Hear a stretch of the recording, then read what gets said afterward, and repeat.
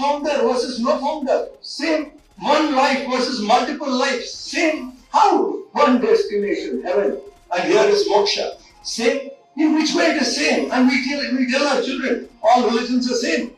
You may just say, respect all religions, that's fine. But don't say it is same. You believe the creator and the created is divine. They believe only the creator is divine. Created is not divine. Contrast views these are. They are never the same. And our philosophy is such, which we should be truly proud of, that it is a living experience, not a posthumous reward.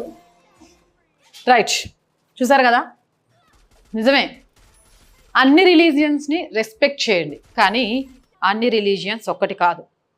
ఒక్కటి అని ఎవడైనా చెప్తే కొన్ని ప్రశ్నలు వేయండి. Sir, బంగ్లాదేశ్లో student ఉద్యమం పేరుతో మొదలైన బంగ్లాదేశ్లో చనిపోయిన ముస్లిమ్స్